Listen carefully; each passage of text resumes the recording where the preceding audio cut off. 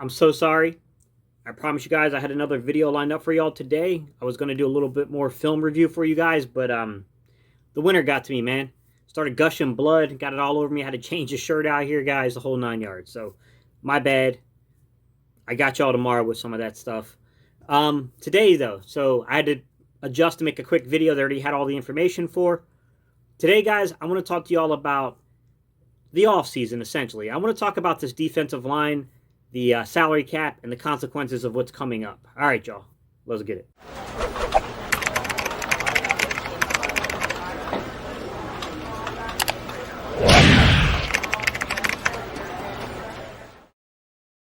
What's up, Eagles Nation? What's going on, NFL world? How you doing, division rivals? This is Steven Hyder with Gate City Sports Channel, the sports channel where the cerebral NFL fan comes for about 10 minutes of daily content. Good morning, good afternoon, or good evening, whenever it is you get around to watching us. Once again, guys, my name is Steven Hyder, and this is Gate City Sports Channel. All right, y'all, today's topic.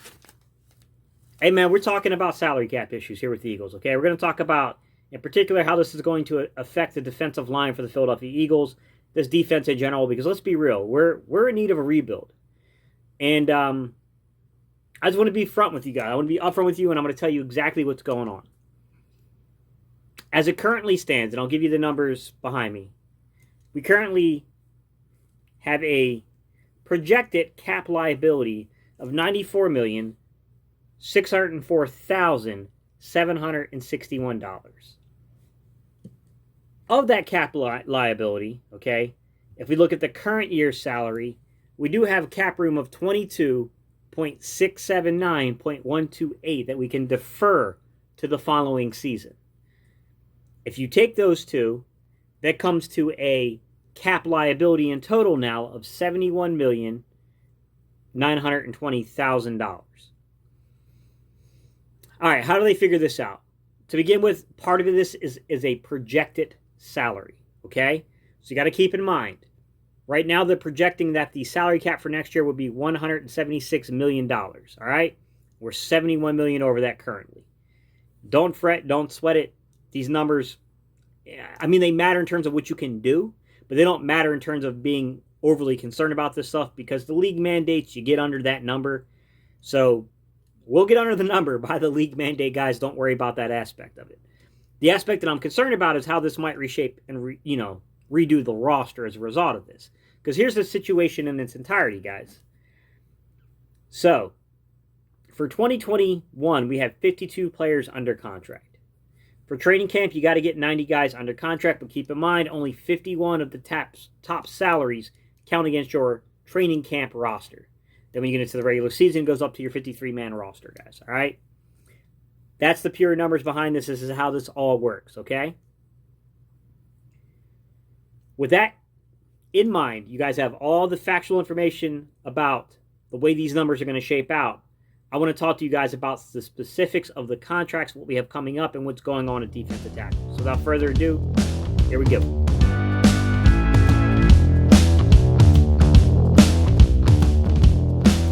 All right.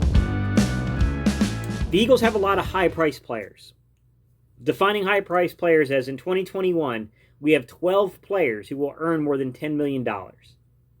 Of those 12 players, 5 of the 12 are on the defensive line. Nearly half. Over, what's that, 40%, guys, are on the defensive line.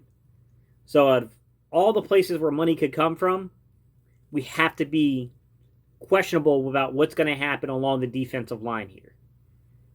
Here's the situation we have ourselves in. Fletcher Cox has already agreed to rework his contract this year.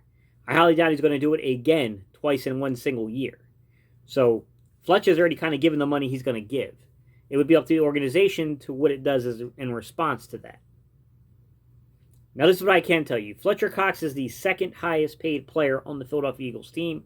Carson Wentz's contract kicks in next year, and that's almost $35 million, guys. But Fletcher Cox is number 2 at $23,879,939. He's the number 2 highest paid player on this Eagles team. Behind Fletcher Cox is Brandon Graham.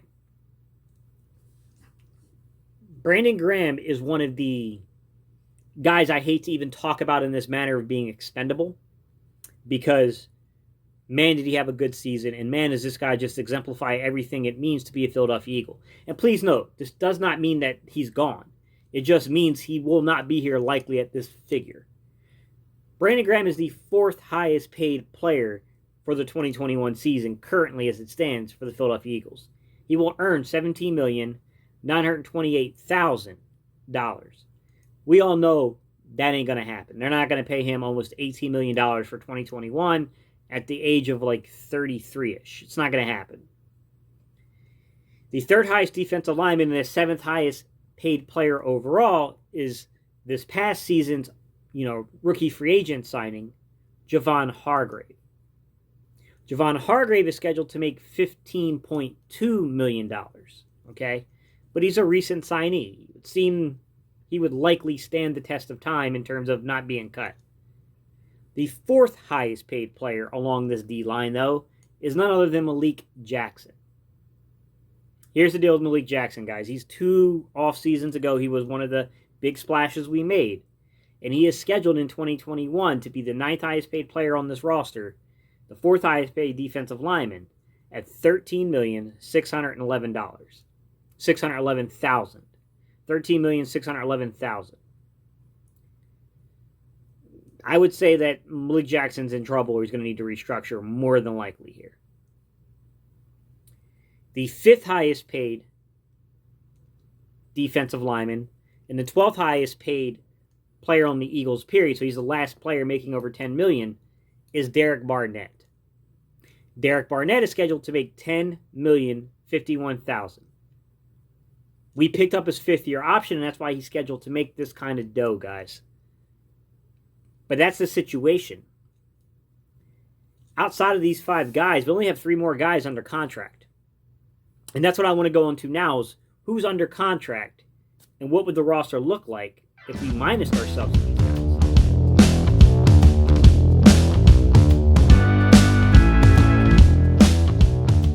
Under contract. Josh Sweat has got to be the greatest contract in Eagles history, or at least recent history right now. Josh Sweat is still under contract, and he's scheduled to make $1 million. $1,669,000. Incredible contract, guys.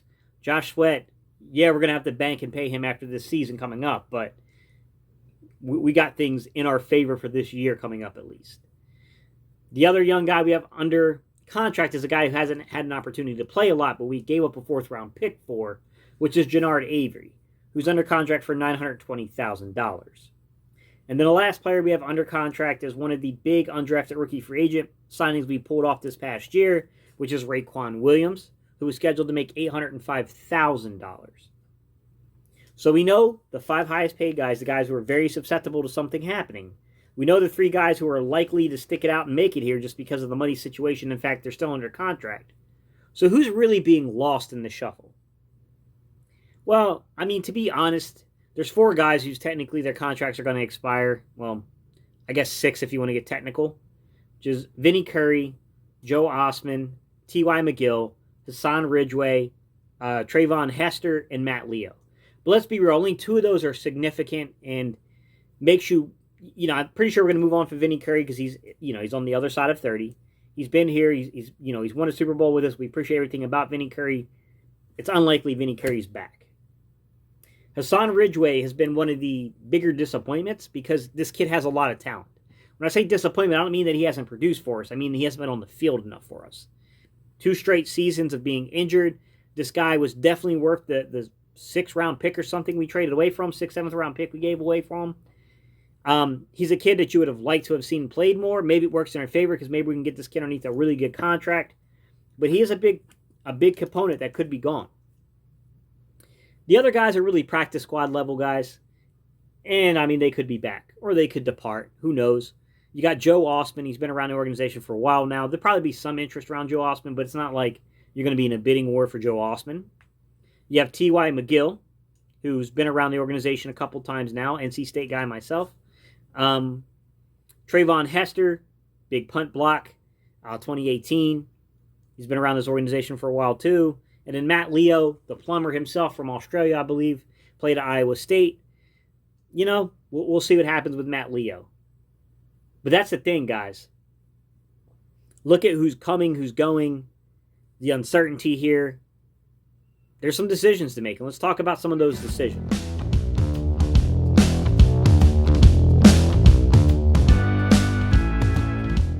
All right, here's the deal. We have roughly 8 players accounting for $83.464 million. Let's round up and just say $83.5 million, okay?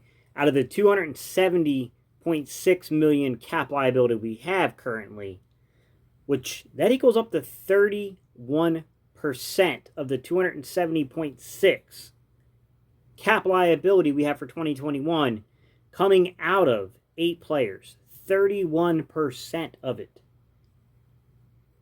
That's a lot. You got 5 guys making 10 mil on that D line. It's not going to stay that way. We all know that. We got older guys like Fletcher Cox now. Brandon Graham's getting older. Malik Jackson's getting older. You got unproven guys like Derek Barnett, who has a lot of talent, but just has never lived up to the full potential yet. You got a guy like Javon Hargrave that really seemed to come on at the end of the season, but it did take a long time for him to really get into and accustomed to the system, so you have to wonder, can this guy be a dominant force the way Fletcher Cox has been for us in the past? Then you got young stars that suffered injury, like Josh Sweat and Jannard Avery. Young guys that could potentially have star power. You got to worry about them stepping in and being in the man. I mean, Jannard Avery's really done nothing to warrant that kind of praise. But, I mean, he's definitely showed that he's got exceptional athleticism and he can be a really good pass rusher if need be. You got to worry about the completeness of his game. But Josh Sweat, if he can come back from this injury, and I know that's scary with Josh Sweat because there's already a lot of concerns around Josh Sweat's knee, so I'm not too sure what happened to Josh Sweat, but we're going to be concerned about that, right? I mean, we don't know what the future is going to hold for some of these positions as a result of this. You really, Raekwon Williams, if you got to lose a Malik Jackson, how comfortable are we with Raekwon Williams being a third or fourth guy? Can we get a Hassan Ridgeway back to be the third with Raekwon Williams being your fourth? Like, I mean, these are big questions to answer, guys. The talent on the outside pass rusher. What if we have to let go of Brandon Graham? This is not something I'm hoping for. But what if you have to let go of Brandon Graham? Is Josh Sweat good enough? Is Derek Barnett good enough? Who comes in? Is Jannard Avery your third pass rusher at this point? Joe Osman? Jannard Avery? You look at these two guys as the third, like, it's not ideal. My opinion, you're going to see the Eagles go through the draft. We're going to have to get young offense. We're going to need to get young defensive line. We need that too, but we're going to need young defensive line talent here, guys. There's just no doubt when you look at the contracts, what's going on, how we're going to have to shape this roster. We got $71.92 million in the end that we got to make up for here. And 5 of the 12 highest paid players are coming along the D-line. The breadcrumbs all lead back. We know that Ertz is very susceptible to something happening. We know Alshon is susceptible to being done. We know that Djax is susceptible to being done. And all those guys are also in that $10 million range. So I'm not just saying it's going to solely come from this area. But it's going to come. Some of it's going to come from this area, guys. There's just no doubt about it. All right, y'all. That's what I got for y'all today. I appreciate y'all's time, your attention, all that kind of stuff. If you want to support the channel, don't forget to like, comment, and subscribe. And, yeah, guys. One more week to the off season, guys. Figured I'd get a little jump on you guys and let's start talking about some of this defensive line stuff. So leave your questions, leave your comments down below. What do you guys think about the defensive line? What do you think about this whole picture I just painted? Let me know your thoughts here, guys. All right, y'all. Peace. I'm out of here.